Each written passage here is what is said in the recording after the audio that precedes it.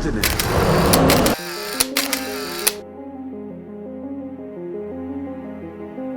Di awal film, kita akan diceritakan pada sebuah kisah di mana pada zaman dahulu Mesir dijadikan sebagai tempat awal kehidupan dan dianggap sebagai surga yang berharga bagi para dewa yang menciptakannya. Keagungan serta keistimewaan para dewa membuat mereka menciptakan manusia yang dimanfaatkannya untuk membantu segala urusannya. Tubuh para dewa lebih tinggi dari manusia dan untuk membedakan keistimewaannya, para dewa dialiri oleh emas di nadinya dan dapat berubah wujud menjadi apapun yang diinginkannya. Mesir sendiri diciptakan oleh dewa matahari yang disebut sebagai Ra dan memiliki dua orang putra, yaitu dewa Osiris dan dewa Set yang mendampinginya. Sayangnya kedua putra itu memiliki nasib yang jauh berbeda, di mana Osiris menempati wilayah yang sangat subur dan berdampingan dengan para dewa lain, sementara dewa Set menempati wilayah gurun pasir yang sangat gersang dan dikutuk tidak memiliki keturunan. Karena nasib inilah, Set kemudian memiliki rencana untuk merebut takhta kerajaan Osiris pada hari penobatan raja baru yang diturunkannya pada seorang dewa bernama Horus yang merupakan anak dari dewa Osiris sendiri. Di suatu hari, seorang pemuda manusia bernama Bek sengaja mencuri gaun dari penjual di pasar yang akan diberikannya pada seorang wanita cantik bernama Zaya untuk digunakannya pada hari penobatan raja. Zaya sendiri merupakan gadis sederhana yang tak terlalu kaya. Namun meski begitu Zaya tak menyerah, di mana di sini Zaya bermimpi jika suatu hari nanti ia akan menjadi wanita yang bergelimang harta sama seperti wanita lainnya. Di sisi lain, Dewa Horus yang nantinya akan dijadikan raja terlihat baru saja bangun dari pesta semalaman sebelum hari pernobatannya. Di sini, ia terlihat baru saja menanamkan benih-benihnya pada wanita-wanita penghiburnya. Horus kemudian dibantu oleh kekasihnya bernama Hathor yang merupakan seorang dewi cinta. Di sana, keduanya lalu membicarakan tentang gelang 42 bintang yang dipakai oleh Hathor untuk melindunginya dari iblis yang ingin menyeretnya ke neraka. Singkat cerita, acara penobatan raja pun dilaksanakan. Seluruh warga kota dari anak-anak hingga dewasa hadir dalam acara tersebut. Sayangnya acara itu tak berjalan sebagaimana mestinya karena saat Osiris akan menyerahkan mahkota kepada Horus, Set tiba-tiba muncul sambil membawa hadiah dan mulai mengungkapkan keinginannya untuk menguasai kerajaan Osiris dan memperbudak seluruh manusia di bawah kepemimpinannya. In 1,000 years of peace. It's my turn now. Hal itu tak serta-merta membuat Osiris menjadi murka dan malah mencoba memeluk Set. Namun karena Set sudah di titik kesabarannya setelah disiksa ribuan tahun, Set pun menusuk Osiris tepat di jantungnya dan mati di depan semua orang.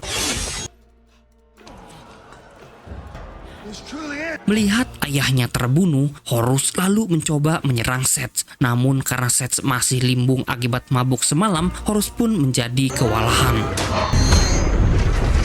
Horus yang merasa tertekan kemudian berubah menjadi dewa bersayap, sedangkan Set berubah menjadi wujud Anubis. Di pertarungan itu, Horus hampir saja mengalahkan Set. Akan tetapi karena Set menggunakan perisai cermin untuk membutakan penglihatan Horus, ia pun menjadi kalah dan dicabut kedua matanya hingga hilang kekuatannya.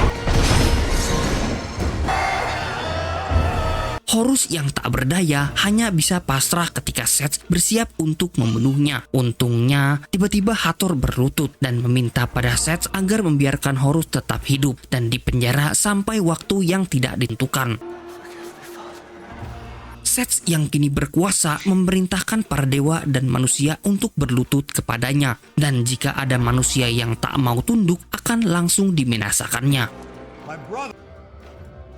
Ketakutan serta kekacauan yang terjadi membuat Zaya dan Bek menjadi terpisah, di mana 1 tahun kemudian Bek yang ikut dijadikan budak untuk membangun menara impian Set secara sembunyi-sembunyi mengunjungi Zaya yang dijadikan pelayan arsitek bersama Ursa.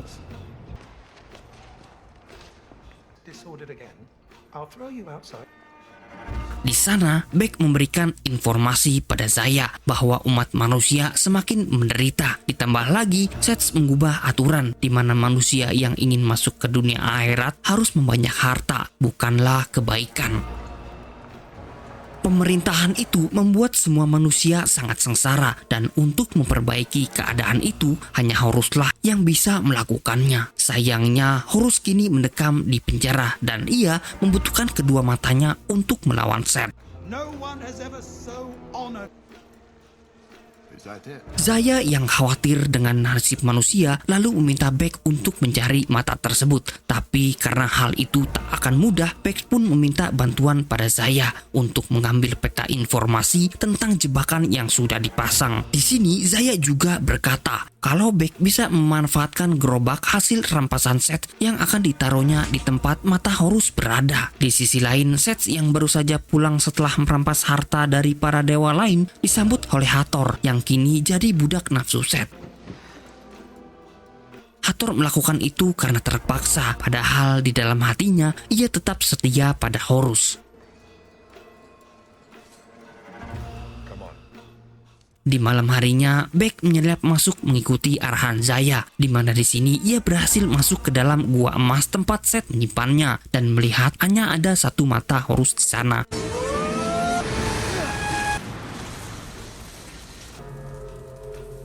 Untuk mengambil mata Horus yang istimewa, Beck harus melewati 3 tantangan, yang mana 2 di antaranya sudah tercatat dari peta yang dicuri Zaya.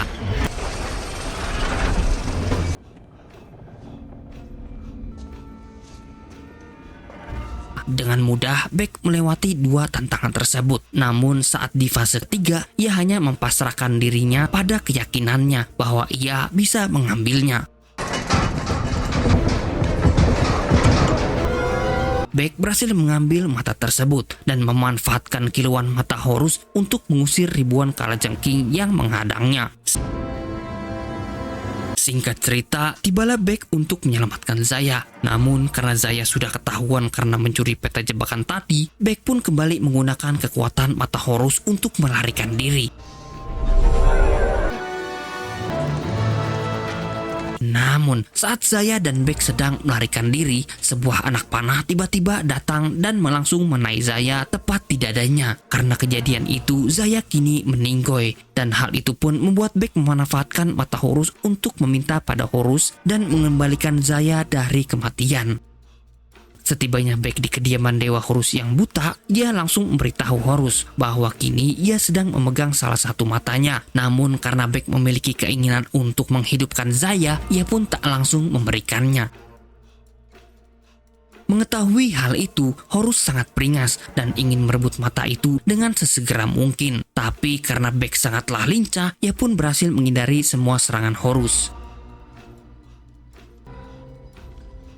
Beck lalu mengatakan kalau Horus mau mendapatkan matanya kembali, ia harus mau menghidupkan kembali Zaya. Horus yang setuju langsung menggunakan kekuatan dewanya untuk menghidupkan kembali Zaya, tapi karena hal itu adalah sebuah kemustahilan, ia pun gagal melakukannya. Anubis, come forth. Horus kemudian memanggil Anubis untuk membimbing Zaya menuju ke akhirat. Tetapi meski begitu, Beck masih belum rela dan meminta Horus untuk menyelamatkannya dengan cara apapun. Di sini, Beck juga khawatir karena Zaya tidak membawa harta apapun untuk dijadikan persembahan di alam baka. Setelah Beck memberikan satu matanya, Horus lalu memberitahu Beck jika ingin menghidupkan Zaya kembali, Horus harus menjadi raja. Namun karena saat ini tahta raja dipegang oleh Seth, maka ia harus mengalahkannya terlebih dahulu. No one may leave the afterlife once and only the king. Keduanya lalu membuat rencana untuk mengambil mata langit lainnya. Tetapi sebelum melakukan itu, Horus akan menemui kakeknya terlebih dahulu, yaitu Dewa Matahari yang bernama Ra. Di sisi lain, Seth yang mengetahui kalau salah satu matanya dicuri oleh manusia, lalu mendatangi makam tempat dikurungnya Horus. Namun, di sana ia mendapati kalau Horus telah melarikan diri. Seth lalu tak sengaja menemukan tubuh Zaya yang diduga menjadi alasan Beck membantu Horus untuk mencuri matanya. Well, it appears you're not Di sisi lain, Horus membawa Beck ke puncak bukit yang menjadi tempat untuk berdoa kepada kakeknya. Dan di sana, ia meminta bantuan kepada para bintang untuk mengubah Horus menjadi gajah, sehingga ia bisa menggendong Beck ke tempat persinggahan Ra yang berada di atas atmosfer.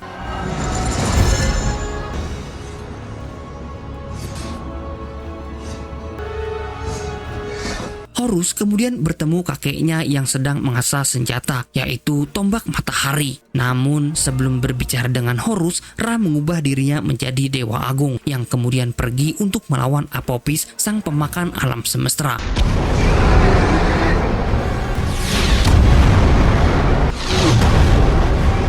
Ra sendiri ternyata adalah dewa yang melindungi alam semesta dari kehancuran, dan tahtanya adalah yang paling tinggi dari segala dewa, di mana di sini Ra juga bisa mengatur siang dan malam. Setelah pekerjaan Ra selesai, Horus meminta bantuan kepada kakeknya untuk mengalahkan Seth. Awalnya Ra menghiraukan permintaan Horus, namun setelah melihat Seth berperilaku kotor, ia pun setuju untuk membantu Horus. Horus kemudian diizinkan mengambil air khusus dari Sungai Nil yang dimana air tersebut akan mendinginkan gurun gersang yang menjadi sumber kekuatan Seth. Why are you lugging around this mortal? Di sisi lain, Seth mengirimkan pasukannya menuju benteng terakhir para pemberontak, di mana pemberontak itu sendiri adalah Dewi Pelindung bernama Nephthys yang merupakan istri dari Seth sendiri. Setelah mengalahkan seluruh pasukan Dewi tersebut, Seth mendatangi Nephthys yang terlihat sangat sedih dengan kelakuan suaminya. Dan ketika Dewi Nephthys hendak melarikan diri, Seth tiba-tiba menariknya dan tanpa pikir panjang langsung memotong sayapnya. Di sisi lain, Horus yang sudah mempunyai rencana matang untuk melupakan Seth, kemudian kembali ke daratan untuk melakukan perjalanan. Sayangnya saat Beck sedang mengambil air minum, ia tiba-tiba disergap oleh Minotaur yang merupakan anak buah Seth. Untungnya sebelum Beck akan dibunuh, Horus tiba-tiba datang dan mulai membunuh para pasukan Minotaur satu persatu.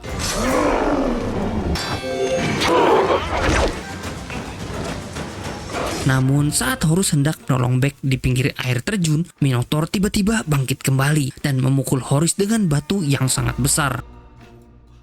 Hal itu membuat Horus dan Beck jatuh ke dalam air terjun, tetapi untungnya mereka berhasil selamat berkat tombak milik Horus.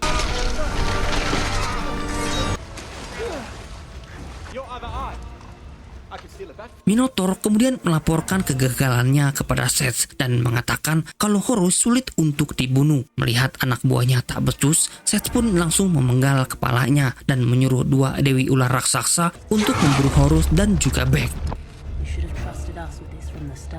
Seth lalu membawa Hathor ke tendanya, di mana di sana ia menunjukkan rancangan dunia kematian sebelum para arwah mencapai akhirat. Rupanya Seth memiliki tujuan untuk menjadi dewa abadi, dan untuk mewujudkannya Seth meminta Hathor membantunya mengunjungi dunia kematian dan berniat untuk menguasainya.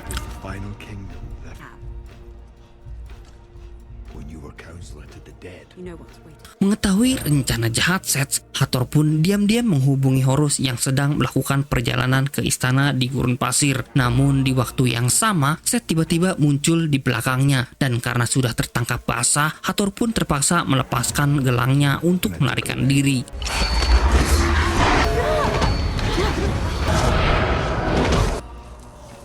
Di pagi harinya, Horus dan Beck tiba di kuil peninggalan Osiris yang dulunya sangat indah. Namun setelah Seth memimpin, ia pun mengubah taman itu menjadi taman yang gersang dan tak ada satupun kehidupan yang mampu bertahan di sana. Di saat itu juga, dua dewi ular suruhan Seth tiba-tiba datang dari balik gurun di perbukitan, dan mengetahui hal tersebut, Horus dan Beck langsung melarikan diri. Kedua ular itu memiliki napas api yang bisa melelehkan apapun di depannya, dan melihat ada Horus yang dicarinya, mereka pun menyerang Horus secara membabi buta.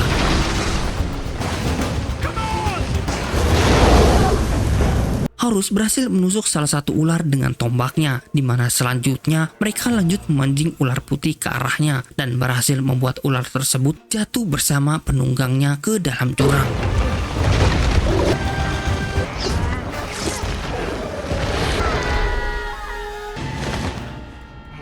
Keduanya lalu mempersiapkan diri untuk melawan ular hitam yang berhasil membebaskan diri. Tetapi di saat itu juga Hathor tiba-tiba muncul di depan sang ular dan menggunakan kekuatan cintanya untuk memerintahkan si ular membakar dirinya sendiri. I command you. Setelah itu, Hathor memberitahu Horus kalau istana Seth atau sumber kekuatannya dijaga oleh sosok Sphinx yang merupakan makhluk raksasa yang akan memberikan pertanyaan kepada setiap pendatang. Jika jawabannya salah, maka Sphinx akan membunuhnya. Would you ever do that on purpose? necessary. Let's go. Untuk bisa menjawab pertanyaan Sphinx, Horus meminta bantuan pada dewa yang pintar bernama Thoth dan memiliki julukan sebagai dewa kebijaksanaan. Di tengah perjalanan itu, Beck akhirnya memberitahu kepada Hathor bahwa alasan dirinya membantah Horus yaitu karena Horus mau menghidupkan kembali Zaya setelah ia menjadi raja. Mendengar hal itu, Hathor pun terpana karena dewa biasa sebenarnya tidak bisa menghidupkan orang mati, bahkan sekelas raja.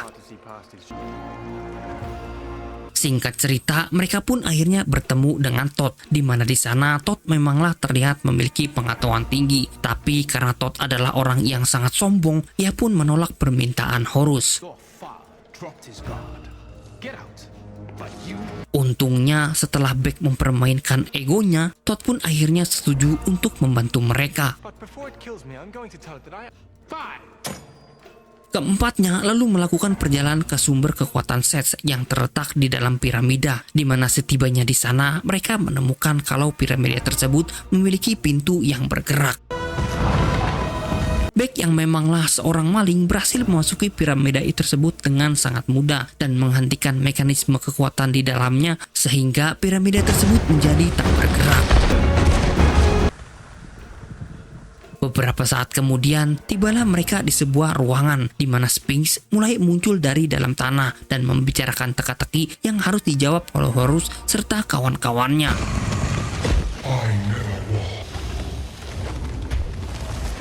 Beberapa kali Thoth salah menjawab pertanyaan tersebut, namun setelah mereka mulai terpojok, Thoth pun berhasil menjawabnya.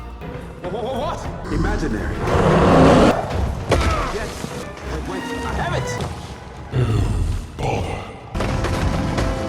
Setelah Sphinx memberikan jalan kepada keempatnya, mereka pun menemukan sumber kekuatan Seth. Namun saat Horus hendak menuangkan air sungai Nil, tiba-tiba Seth muncul dan menjebak Horus bersama dengan Hathor. Di sana, Seth membunuh Thoth karena ingin mengambil otaknya yang cerdas. Sementara Beck yang berusaha menuangkan air sungai Nil, tiba-tiba langsung dihentikan oleh Seth yang memberitahu bahwa Horus tidak dapat membawa Zaya hidup kembali. How else would a blind, useless god... Mendengar hal itu, Beck pun langsung kecewa karena selama ini Beck ternyata sangat percaya kepada Horus bahwa Horus bisa membangkitkan Zaya setelah menjadi raja. Di tengah kesedihan itu, Seth selalu mengambil air mata sungai Nil dari tangan Beck dan meninggalkan piramida serta menghancurkannya. This is what love gets you. And the rest.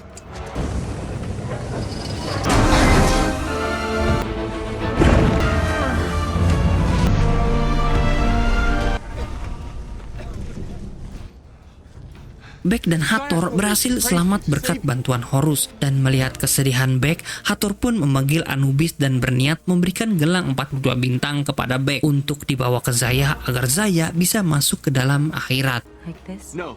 For you. Tentu saja Horus keberatan akan hal itu karena pastinya Hathor bakal diseret ke dalam alam iblis. Namun karena Horus merasa bersalah, ia pun membiarkan Hathor memberikan gelangnya kepada Beck. Setelah kejadian itu, Anubis yang sudah muncul membawa Beck masuk ke dunia alam baka untuk memberikan gelang tersebut kepada Zaya.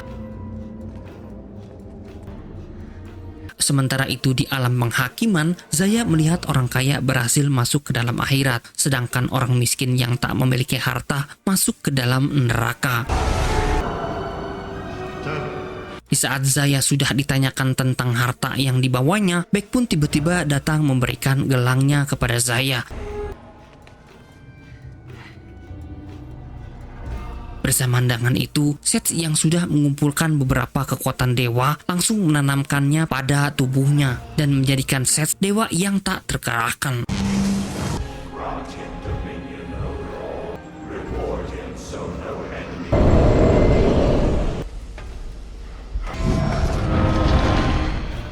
Ia lalu terbang menembus awan untuk bertemu Ra, di mana di sana Seth meluapkan kemarahannya karena takdirnya sangatlah kelam, sementara Osiris hidup dengan kemewahan.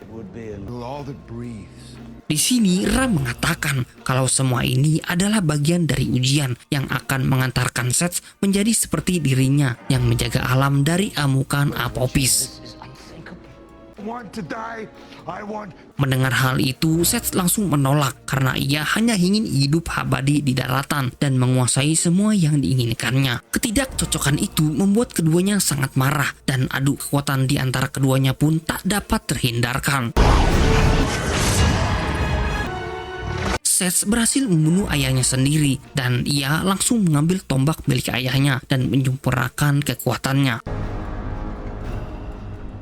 Jatuhnya Ra membuat alam Mesir menjadi hancur, pintu masuk akhirat mulai tertutup, serta membuat Zaya terpaksa menunda hari penghakiman. Bek yang melihat kekacauan itu dari sisi alam baka kemudian kembali ke dunia fana dan bertemu dengan Horus untuk membantunya. Di sini Bek merasa walaupun Horus sudah membohonginya, ia tetap harus membantunya agar kehidupan umat manusia bisa kembali danau. Keduanya lalu pergi ke Mesir dengan menaiki kereta burung yang dikirim oleh roh Nepitis. Dan setibanya di sana, mereka menemukan kalau Seth sedang memanggil Apopis yang mulai menyerap aliran sungai Nil yang menjadi sumber kehidupan Mesir. Kekuatan Horus yang masih lemah membuatnya harus memutar otak agar dirinya tak berhadapan langsung dengan Seth. Maka dari itu, ia pun meminta arsitek Ursa untuk mengantarkannya ke atas menara dan menyerang Seth dari belakang. Di tengah perjalanan menuju ke atas, Horus keluar dari lift tersebut dan mulai memanjat menara sendirian, sedangkan Bek yang bersinggungan dengan Ursa mulai berduel 1 lawan 1. Sesampainya Horus di puncak menara, ia langsung mencoba mengambush Seth dari belakang. Namun karena Seth menyadari kedatangan Horus, ia pun langsung menembakkan sinar laser dengan tombaknya. Horus sangat kewalahan karena Seth kini sudah full bintang dan memiliki segala kekuatan untuk mengalahkannya. Di sisi lain, Bek yang sudah berhasil membunuh Ursa dengan menjatuhkannya langsung membantu Horus untuk melawan Seth. Kehadiran Bek ternyata cukup membantu Horus karena di sana ia mampu mengambil kesempatan untuk mencuri mata keduanya dan melemparkan pada Horus saat itu juga. Sayangnya karena lemparan itu, Bek menjadi jatuh dan melihat hal itu membuat Horus akhirnya mengabaikan matanya dan memilih untuk menyelamatkan Bek. Karena Horus sudah melakukan hal baik, ia pun akhirnya bisa berubah kembali menjadi bentuk wajahnya dan langsung menyerang Bek saat itu juga. Pertarungan yang belum selesai membuat Horus terbang ke atas menara kembali dan pertarungan kedua antara kedua skin epic pun tak terhindarkan. Di dalam pertarungan ini, Horus berhasil mengalahkan Seth dengan kecerdasannya dan membuat tower kebanggaan Seth hancur berkeping-keping.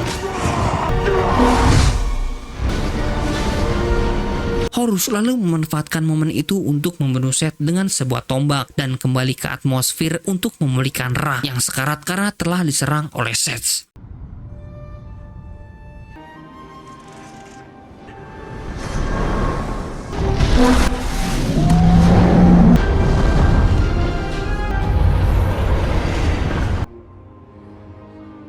Horus lalu turun ke daratan untuk mencari matanya dan beberapa saat kemudian ia dihampiri oleh anak kecil yang telah menemukan matanya.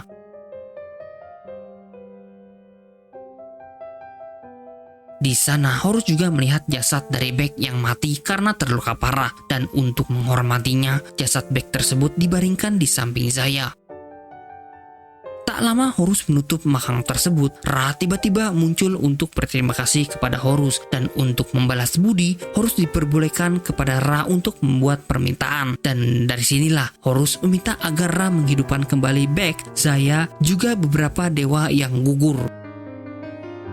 Beberapa hari kemudian, Horus diangkat menjadi raja untuk memerintahkan Mesir. Di sana, ia memberitahu kepada semua orang bahwa pintu akhirat akan terbuka lebar bagi seluruh orang. Karena untuk masuk ke dalam dunia akhirat, para hakim tidak lagi menimbang dengan harta, melainkan dengan kebaikan. Setelah penobatan itu, Beck yang kini diutus menjadi tangan kanan raja langsung menemui Horus dan menyerahkan gelang 42 bintang yang ternyata masih ia simpan. Horus yang senang langsung mengambil gelang tersebut dan pergi untuk menyelamatkan Hathor dari alam iblis. Oke guys, itulah dia alur cerita film dari Gods of Abyss yang dirilis pada tahun 2014. Semoga film ini bisa menghibur kalian ya. Dan saya dari Nomad, sign out.